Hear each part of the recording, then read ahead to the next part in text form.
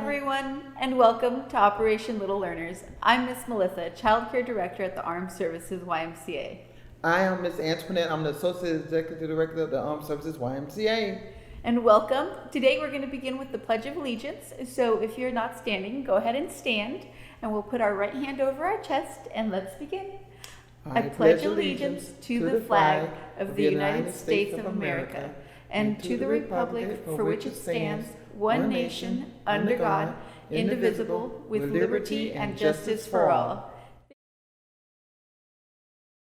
Hello everyone. This week we'll be learning all about space. We'll read The Magic School Bus with Miss Fizzle.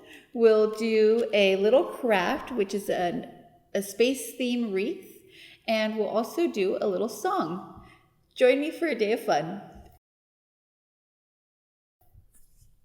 All right, let's begin. The Magic School Bus by Joanna Cole and Bruce Deegan. Lost in the Solar System.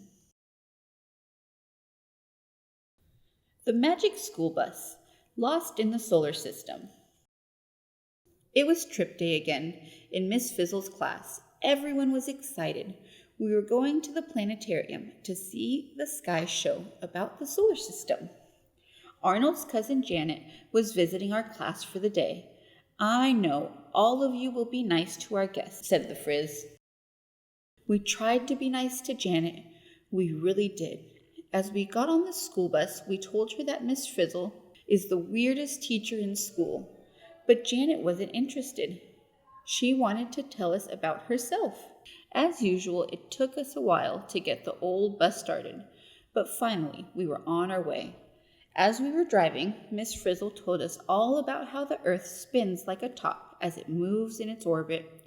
It was just a short drive to the planetarium, but Miss Frizzle talked fast. When we got to the planetarium, it was closed for repairs. Class, this means we'll have to return to school, said the Frizz. We were so disappointed. On the way back, as we were waiting at the red light, something amazing happened. The bus started tilting back, and we heard the roar of rockets. Oh dear, said Miss Frizzle, we seem to be blasting off. When the roar of the rockets stopped, we looked around. Everything had changed. The bus had turned into a spaceship. We were all dressed in spacesuits, and we were lighter than feathers. We floated above our seats.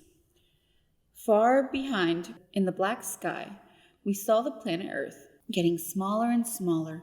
We were traveling in space. We had become astronauts. The Frizz said our first stop would be the moon. We got off the bus and looked around. There was no air, no water, no sign of life. All we saw were dust and rocks and lots of craters. Miss Frizzle said the craters were formed billions of years ago when the moon was hit by meteorites. Meteorites are falling chunks of rock and metal. It was fun on the moon. We wanted to play, but Miss Frizzle said it was time to go, so we got back on the bus. We'll start with the sun, the center of the solar system, said the Frizz, and we blasted off. We zoomed toward the sun, the biggest, brightest, and hottest object in the solar system. Jets of super hot gases shot out at us from the surface. Thank goodness Miss Frizzle didn't get too close. She steered around the corner side and pulled away. We'll be seeing all the planets in order, class, explained Frizzy. Mercury is the first planet, the closest to the sun. Mercury was a dead, sun-baked planet. This planet is a lot like our moon. There is no water and hardly any air, said the Frizz. Notice the craters on its surface as we passed by. Before long, we felt ourselves being pulled in by the gravity of Venus, the second planet from the sun. Venus was completely covered by a thick layer of yellowish clouds. We will now explore the surface of Venus, said Miss Frizzle. Below the clouds, Venus was dry as a desert. The ground was covered with rocks, and it was hot. It was about 460 degrees Celsius. That's much hotter than an oven baking cookies. The air was so heavy we could feel it pressing down on us. Miss Frizzle said there might be active volcanoes around, too. We said, let's get out of here. Our next stop is Mars, the red planet, fourth from the sun, announced the Frizz. On our way, we'll be passing through the orbit of Earth, the third planet. The bus lifted off with a roar. As we came close to Mars, we passed its 2 moons, which are called Phobos and Deimos. Compared to our moon, they were tiny, and they weren't even round. Looking down, we saw a huge canyon. Miss Frizzle said it was as long as the United States. There was a volcano 3 times taller than the tallest volcano on Earth. And all around there were channels that looked like dried up riverbeds. Ice can be found under the soil. We landed and started walking around. Suddenly a huge dust storm blew up. Miss Frizzle said dust storms on Mars can last for months. They may cover the whole planet. We scrambled back to the bus and headed out. Mars is the last of what we call the inner planets, Miss Frizzle shouted. Above the roar of the rockets, we will now be going through the asteroid belt to the outer planets. Thousands of asteroids were spinning all around us. All at once, we heard the tinkling of broken glass. One of our taillights had been hit by an asteroid. Miss Frizzle put the bus on autopilot, and we went out to take a look. She kept on talking about the asteroids over the bus radio. Suddenly, there was a snap.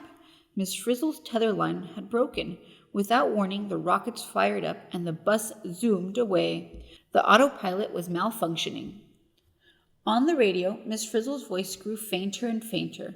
Then she was gone. We were on our own. We were lost in the solar system. Most of us were too scared to move, but Janet started searching the bus. In the glove compartment, she found Miss Frizzle's lesson book. As she began reading from it, a huge planet came into view. "Class, this is Jupiter," Janet read. "It's the first of the outer planets and the largest planet in the solar system." We thought the school bus was going to land, but there was no solid ground to land on. Jupiter is a gas giant, a planet made almost entirely of gas.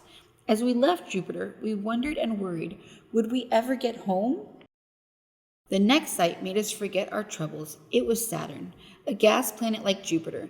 It had swirling clouds and lots of moons, but the most incredible thing about Saturn was its rings. It was the most beautiful planet in the solar system. Next was Uranus, a blue-green gas planet with faint gray rings and moons. Some scientists think they might be made of chunks of graphite, the material used in pencils on Earth. The bus was going faster and faster, and we couldn't control the autopilot. We swept past stormy Neptune, another blue-green planet, 8th from the sun. All we could think about was finding Miss Frizzle. We were going so fast, we almost missed seeing Pluto and its moon. Charon is the biggest one, and Hydra and Nix are smaller. We were so far away from the sun that it didn't look big anymore. It just looked like a very, very bright star. Janet flipped rapidly through Miss Frizzle's book. Suddenly, she found something new in the instructions. For the autopilot, we punched in asteroid belt on the control panel. Slowly, the bus turned around. It was working. We were going back. When we reached the asteroid belt, there was Miss Frizzle. The frizzy back at the wheel, the bus headed straight for Earth. We re-entered the atmosphere, landed with a thump, and looked around. We were in the school parking lot again. The rockets were gone. The spacesuits were gone. The bus was a wreck. Everything was back to normal. In the classroom, we made a terrific chart of the planets and a mobile of the solar system. At last, it was time to go home. It had been a typical day in Miss Frizzle's class. Now we had only one problem. Would anyone ever believe us when we told them about our trip? The end. So today's song is Zoom Zoom, We're Going to the Moon. Get your little rockets out. You can use your hand if you'd like, and it will start together. Zoom Zoom, I'm going to the moon. If you want to take a trip, climb aboard my rocket ship. Zoom, zoom, zoom, I'm going to the moon. Climb aboard my rocket ship, I'm going to the moon. Next, we'll begin with our craft, and I just used a paper plate. I cut out the circle. If you fold it in half, it makes it a lot easier to cut. If your little one is capable of using scissors, this is a great time to let them use those scissors. And you just cut right around like this. And when you open it up, you will have a perfect wreath. I have a sheet of construction paper for underneath. You're also welcome to use a drop cloth or tablecloth. And I got a little bit of paint. You can use blue, black, purple, whatever you have available. And I have a cotton ball. Makes it easy for painting. Little ones might want to use their fingers, and that is also okay. Here we go. Just get that wreath nice and painted. It is a pretty blue. And on your wreath, once you're all done painting, you can put stickers on there, you can add glitter, you can add little stars if you have them. I know some kiddos back home might want to add some outdoor nature items as well. There we go. And cotton balls are great for little fingers also. An easy cleanup.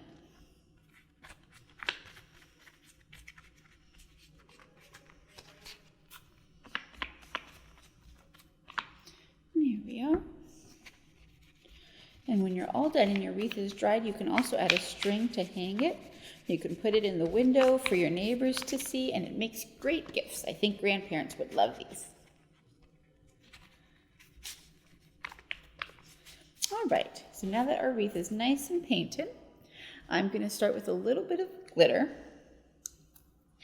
and just sprinkle that about. And you can put as much or as little as you'd like. And then I've got these cute little buttons that I'll add on there. They almost look like little planets. I think Miss Frizzle would approve of this craft. And there we go, and little ones as well. Perfect. Maybe a little bit more glitter. We've got red also.